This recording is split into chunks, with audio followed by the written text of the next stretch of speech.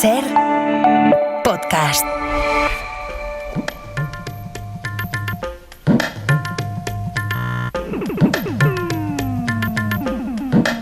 En la cadena Ser, Punto de Fuga. Con Pablo Morán. Hola a todos, bienvenidos a Punto de Fuga. Benjamín Netanyahu, acusado de liderar el genocidio en Gaza, ha conseguido sobrevivir estos 2 últimos años sin asumir ningún tipo de responsabilidad por los ataques de Hamás en 2023 que acabaron con la vida de casi 1.200 israelíes. Fue la peor matanza de judíos desde el Holocausto y sirvió como pretexto para iniciar el asedio a Gaza y perpetuar al primer ministro en el poder. Pero es que quedan muchas lagunas por responder de aquella matanza que cambió el rumbo del conflicto en Oriente Próximo y vamos a ponerlas encima de la mesa, todas esas cuestiones. ¿Qué señales tenía Israel de que algo así podría pasar? ¿Minusvaloró la amenaza? Sabemos que es un asunto que os interesa y lo vamos a abordar en el capítulo de hoy. Lo primero, recordar lo que ocurrió, qué sucedió a consecuencia del mayor fallo de seguridad que se recuerda en la historia de Israel. Todo comenzó al amanecer de aquel 7 de octubre. Era sábado, eran las 6:30 de la mañana. Es la hora a la que comenzaron a sonar las alarmas antiaéreas en el centro y en el sur de Israel por la llegada de cientos de cohetes lanzados desde Gaza contra su territorio. Hasta 5.000 proyectiles, según afirmó poco después las brigadas de Al-Qassam, el brazo armado de Hamás. Fue el momento en el que el grupo armado aprovechó para reventar la valla de separación y facilitar la entrada de más de 5.000 de sus combatientes a territorio israelí, a las comunidades más cercanas a la separación con la franja, a los llamados kibbutz. El portavoz del ejército, Ronnie Kaplan, nos explicó in situ lo que pasó en uno de ellos, en el kibbutz Nir Oz, desde el que se ve Gaza a simple vista. Nos encontramos en este momento en el kibbutz Nir Oz, a 1.6 kilómetros de la frontera con la franja de Gaza. Del otro lado está el suburbio de Abasán el Kabir y de Hasa, que son suburbios de Han Yunes. En este kibbutz 417 personas habían antes del 7 de octubre y 117 fueron asesinadas o secuestradas. Solo en ese kibbutz se recuperaron los cuerpos de un centenar de víctimas entre las casas desvencijadas. De algunas solo quedan cenizas. Un tercio de las casas acá fueron quemadas. Acá te puedes fijar cómo ingresan los terroristas. Y aquí, Pablo, puedes encontrar toda la casa, o sea, cómo dejaron la casa. Las fuerzas de seguridad israelíes se vieron desbordadas. Eran 767 soldados para proteger 59 kilómetros de frontera frente a más de 5.000 milicianos. Aquel día era festivo en Israel y las defensas en torno a la franja estaban en guardia baja. Y fue aquí, en el Festival Nova, que congregaba en ese momento a más de 3.000 personas en esa zona desértica del sur de Israel, donde se produjo el grueso de la matanza. De allí se recuperaron 260 cadáveres, la mayoría de jóvenes que asistían a esa rave y que corrían desorientadas por el campo tratando de huir de los terroristas.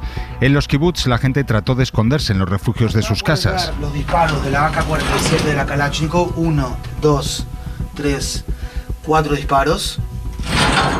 Pero en muchos casos fue en vano. Los milicianos de Hamás tomaron el territorio más de un día, matando y secuestrando a decenas de civiles e incluso recurriendo a la violencia sexual, como denunció meses después Naciones Unidas. La nación con los sistemas de seguridad más avanzados del mundo, el ejército capaz de lanzar ataques de precisión a miles de kilómetros de distancia, se sintió vulnerable por primera vez. ¿Cómo fue posible eso? Estamos hablando del ejército probablemente más avanzado del mundo. Yo la verdad es que es la misma pregunta que me hago todos los días y por la cual no puedo dormir. Los sistemas de comando y control, es decir, se vieron saturados los sistemas de comando y control israelíes porque los planes del 7 de octubre los tenían solamente en su cabeza Yahya Sinwar y Muhammad Deif y no habían signal intelligence, inteligencia de señales, no había por detrás de estos planes. Los propios terroristas de Nujba se enteraron esa misma noche que iban a atacar a Israel. Quiero saludar a Manuel Torres, es catedrático de Ciencia Política de la Universidad Pablo Olavide de Sevilla y experto en terrorismo. Hola Manuel, gracias por acompañarnos. Hola, muchas gracias a vosotros por el interés. ¿Con qué señales contaba exactamente Israel de que algo así podía ocurrir? Pues con el tiempo hemos sabido que realmente contaba con avisos de su propia inteligencia y de otras fuentes que provenían de otros países, y realmente minusvaloró la posibilidad de que jamás pudiese llevar a cabo un ataque de la amplitud y de la ambición como el que finalmente llevó a cabo, que era algo que reflejaba en buena medida esos informes, pero que el gobierno de Netanyahu entendió que no debía llevar a cabo ningún tipo de acción anticipatoria diferente a la que ya aplicaba, puesto que pensaba que el muro de defensa y todas las medidas que protegían el territorio israelí con respecto a Gaza era lo suficientemente sólido como para que no pudiese ser rebasado por un grupo como Hamás. Claro, eso que nos cuentas, Manuel, sobre los planes de Hamás es de hacía años incluso, pero es que la alarma se activó horas antes del ataque, con la activación anómala de tarjetas SIM por parte de milicianos de la organización que llamó la atención de los servicios de seguridad. Esto fue horas antes. Bueno, efectivamente, es decir, una ofensiva como la que llevó a cabo Hamás, que implicó a miles de combatientes en diferentes puntos, pues no es algo que pueda llevarse a cabo con una absoluta sorpresa, y sobre todo para un Estado como Israel, realmente con unos recursos de inteligencia tan profundos y que vive en ese estado de alerta, ¿no? Permanente. Bueno, pues ya se produjeron las primeras señales de que algo se estaba gestando. Sin embargo, no fueron capaces de responder con la suficiente agilidad como para evitar lo que finalmente tuvo lugar. Y esto además, Manuel, pilló, como decíamos, a Israel con la guardia baja. Era festivo y en esa valla de separación de la que nos hablabas, pues claro, había menos recursos. Sí, porque además el grueso de la atención estaba centrado en el norte del país, donde el despliegue militar es mucho más intenso, porque desde la perspectiva de Israel la verdadera amenaza, o al menos la más grave, provenía de grupos como Hezbollah y sobre todo de la amenaza iraní. Pero en el establishment de seguridad de Israel desde hacía tiempo se había instalado la percepción de que Hamás era un problema con el cual pues se podía convivir. Es decir, de manera episódica pues se produciría actos terroristas, alguna acción hostil, pero al final el Estado tenía capacidad pues de tomar represalias y de ir debilitando al grupo progresivamente. Sin embargo, la perspectiva sobre dónde provenía el verdadero riesgo no estaba en Hamás, sino en grupos como Hezbollah y principalmente en Irán. Bueno, ya veremos cómo se concreta este acuerdo para un alto el fuego en Gaza, que se ha anunciado en las últimas horas, pero ya desde aquellos ataques el objetivo de Netanyahu es acabar con Hamás. Desde tu experiencia en el marco del terrorismo, ¿crees que se puede acabar con una organización así a bombazos? Bueno, no tanto como que la única forma de acabar es a bombazo, pero es cierto que a las organizaciones terroristas se las puede destruir, sobre todo cuando su principal elemento de fortaleza es el nivel organizacional, es decir, son grandes grupos que movilizan a miles de personas, que necesitan canales de financiación permanentes, que como en el caso de Hamás pues tiene unas jerarquías y un reparto de funciones muy evidente, y ese elemento organizacional sí que se puede, como digo, debilitar hasta el punto de provocar la extinción. Cuestión distinta es la posibilidad de erradicar los elementos que han hecho posible que Hamás pues echase raíces en Gaza, ¿no? Y aunque Hamás pueda, como digo, pasar a la historia, eso no significa que no pueda ser sucedida por otra organización que enarbole la misma bandera, incluso con más fuerza, realmente por todo la herencia que deja atrás esto, pues de muerte, de destrucción, de sentimiento de agravio y al fin y al cabo un elemento humano que no va a desaparecer, que sigue muy latente y que puede encontrar en grupos que no sea necesariamente jamás la posibilidad de seguir enfocando esa hostilidad hacia Israel. ¿Y se puede abordar los agujeros que reflejan estos ataques, estas vulneraciones a la seguridad de un país sin que se produzca una investigación política de lo ocurrido? Porque Netanyahu la está bloqueando. Yo tengo la sensación de que al final se terminarán rindiendo cuentas sobre es decir, los errores que se cometieron y las responsabilidades de uno y de otro, entre ellos el propio gobierno de Netanyahu. Al final el atentado provocó una conmoción inmensa en el país y la prioridad pues se convierte en responder a esa agresión, y eso pues al final a Netanyahu le da un margen o un respiro que no gozaba hasta el momento, que recordemos que era un gobierno que estaba sometido a fuertes protestas por reformas impopulares. Netanyahu no estaba en un buen momento, pero al final la guerra cambia esas lógicas. Lo único que sucede es que cuando todo esto se disipe, yo creo que Israel tiene la experiencia y en este caso la sociedad civil lo suficientemente fuerte como para que se siga pensando en quién tiene que responder por los errores y la negligencia que se cometieron, y entre ellos el propio Netanyahu, que tendrá que responder de eso y de la forma de llevar a cabo esa ofensiva contra Hamás, donde dentro de la propia Israel hay, en fin, muchos sectores que consideran que es inaceptable, ¿no? La brutalidad y los abusos que se han cometido contra la población de Gaza. Entonces, bueno, aunque ahora estamos en el periodo de intentar recibir con expectación ese cese de las hostilidades, yo creo que al final Netanyahu tarde o temprano tendrá que rendir cuentas por lo que ha hecho. Manuel Torres, muchas gracias. A vosotros, un saludo. Toda esta información sobre los ataques salen de las investigaciones internas que han llevado a cabo el ejército israelí por un lado y los servicios de inteligencia por otro. Pero Netanyahu, como lo decíamos, se está resistiendo a asumir responsabilidades por todos esos errores. Conectamos con Nuria Garrido, que ya sabéis que está en Jerusalén. Hola, Nuria. Hola Pablo, ¿qué tal estás? Bueno, lo decíamos, el primer ministro se ha venido resistiendo a abrir una investigación estatal, una investigación parlamentaria sobre estos ataques de Hamás. Sí, para esta cuestión Netanyahu siempre ha dado la misma respuesta, que no era el momento de poner en marcha esta comisión porque las pesquisas afectarían al curso de la ofensiva en Gaza y que daría su visto bueno a crearla una vez terminara este conflicto. Esta excusa, Pablo, ahora mismo ya no le vale con la llegada de este acuerdo de alto el fuego impulsado por Donald Trump, aunque es verdad que tendremos que esperar a ver si es realmente definitivo. No obstante, Netanyahu siempre ha dejado claro que, en caso de que finalmente se cree una comisión de investigación, los miembros no serían designados por las autoridades judiciales, sino por el Parlamento, donde, recordemos, la coalición del mandatario israelí ahora mismo ostenta la mayoría. Por lo que, 2 años después del que ha sido considerado el mayor fracaso de seguridad de Israel, más allá de dimisiones que se han producido en el ejército y en la Agencia de Inteligencia Interior israelí, no ha habido ningún cargo político que haya asumido responsabilidades.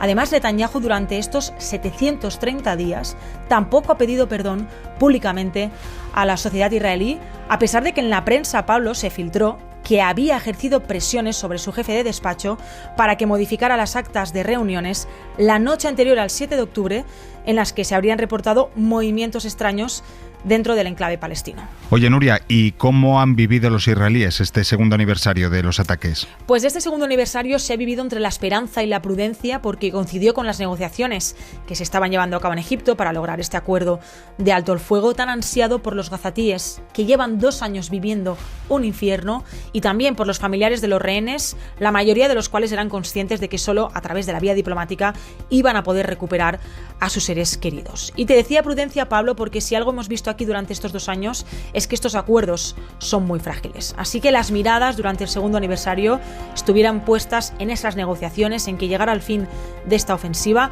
algo que incluso también necesitaban el resto de rehenes que habían sido liberados en otras treguas y los israelíes que sufrieron los ataques de Hamás, para poder pasar página, porque aquí el 7 de octubre en Israel ha dejado una enorme herida. Y en Gaza, aunque las bombas han seguido cayendo hasta el último minuto, los gazatíes empiezan a ver la luz al final del túnel.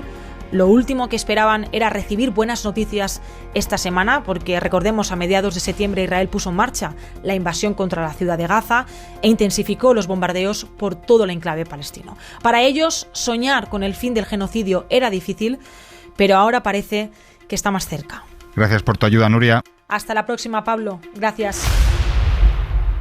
Se trata de la peor tragedia que sufrió el pueblo judío desde el Holocausto del siglo pasado. La soberbia y la autoevaluación de superioridad típica de Israel es la que llevó a menospreciar el potencial de ataque de Hamás. No es más que otra etapa más del conflicto territorial que ya conmemora su primer siglo, alimentado por extremistas de los dos pueblos que cada uno se adjudica el derecho al todo y a desterrar al enemigo.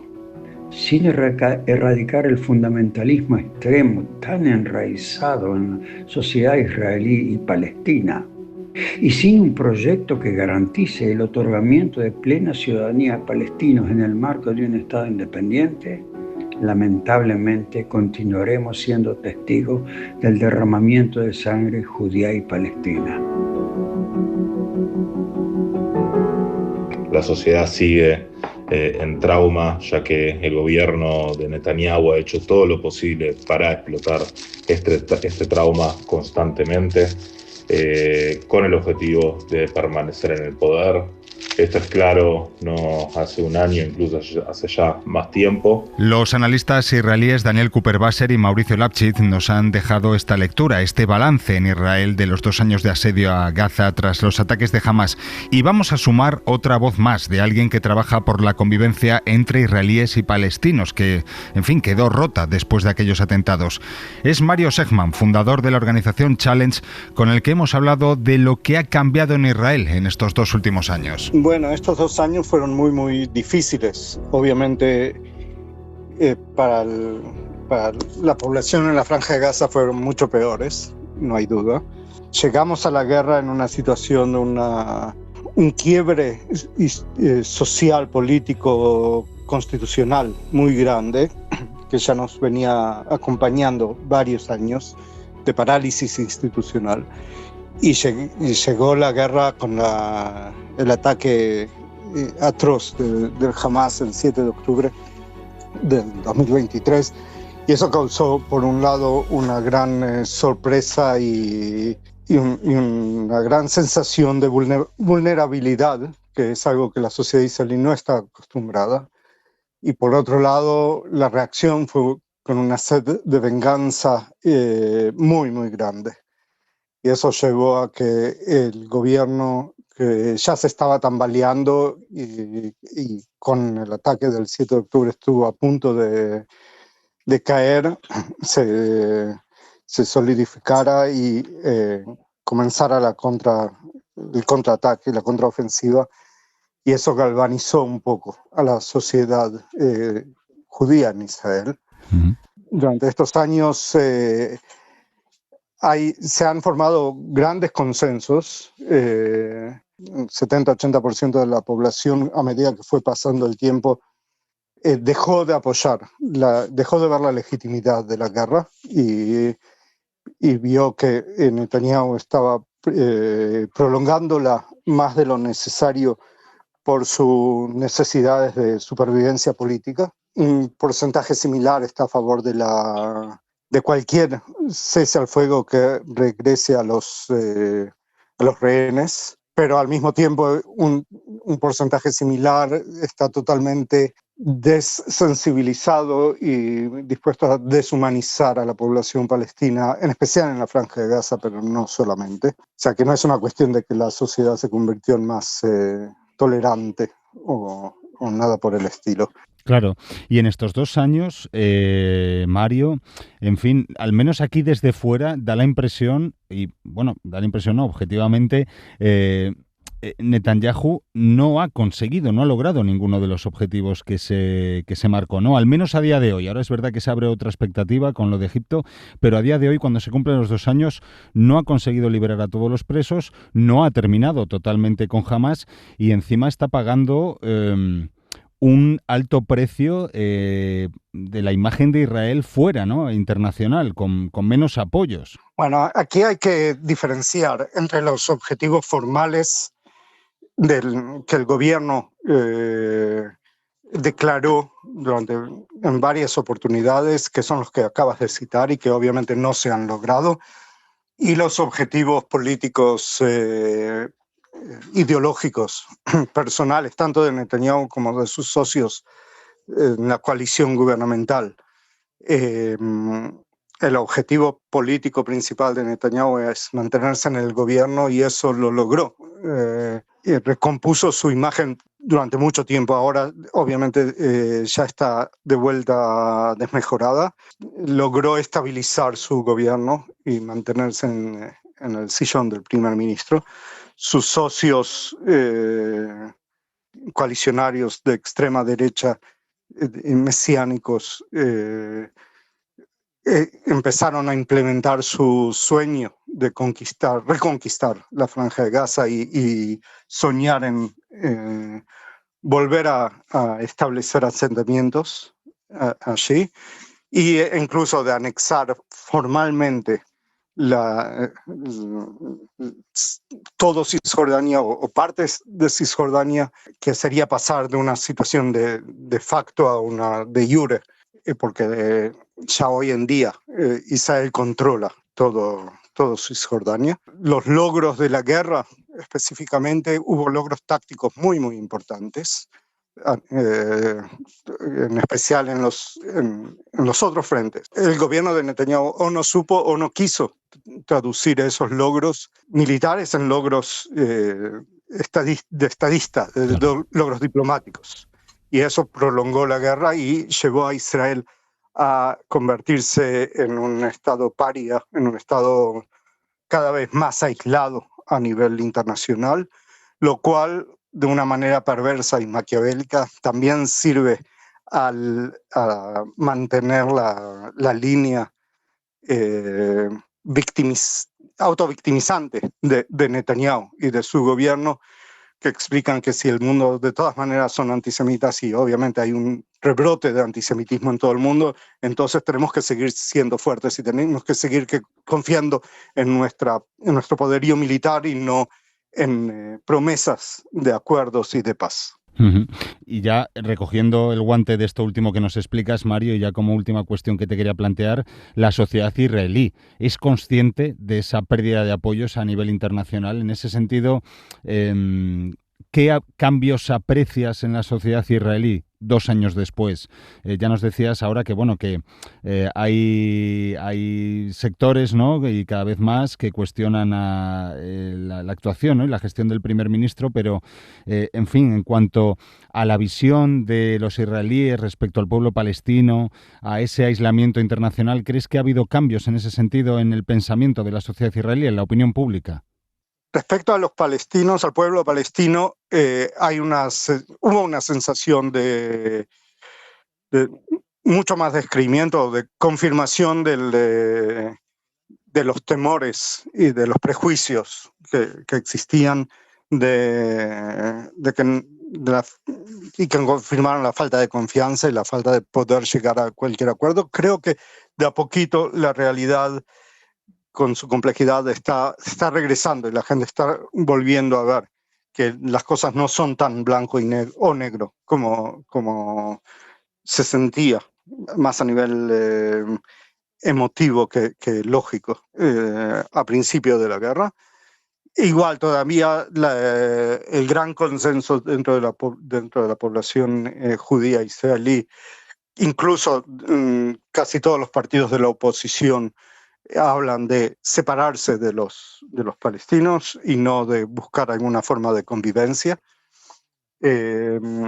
aunque esas voces también existen, pero no a nivel político. A nivel del aislamiento internacional, eso sí preocupa más a la sociedad, en especial los elementos que son más tangibles, el hecho de que haya una posibilidad de que Israel fuese expulsado de la competencia de canto de la Eurovisión o de la UEFA en las competencias de fútbol, o de los acuerdos de cooperación con la Unión Europea, acuerdos de investigación y acuerdos académicos. Ese tipo de cosas sí se sienten y preocupan. No hace tambalear suficientemente al establishment, al gobierno, pero sí es algo que se siente. Obviamente durante estos 2 años de la guerra toda la realidad se polarizó muchísimo y es muy fácil volver a estar en posiciones etnocéntricas de nosotros contra ellos o ellos contra nosotros. Total. Pero en la realidad hay muchas voces en ambos pueblos que en tiempos normales, antes de la guerra, eran todavía muchísimo más, que lo único que queremos es vivir en paz y vivir en tranquilidad con nuestros vecinos, con la gente que comparte esta tierra. Yo creo que de a poco esto es una visión alternativa que va a ir cobrando fuerza. No sé si no a corto plazo, pero a largo plazo me imagino que eso lograremos presentar una alternativa real a la realidad actual.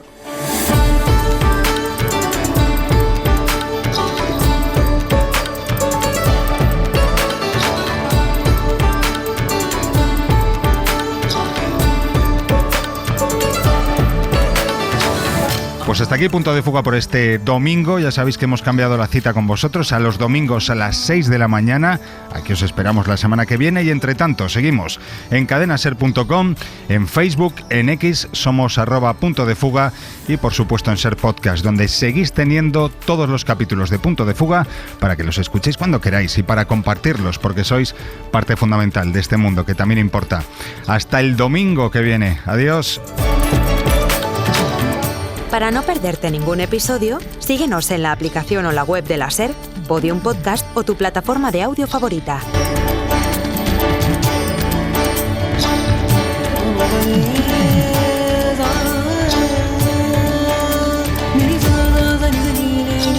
Ba ba ba ba ba.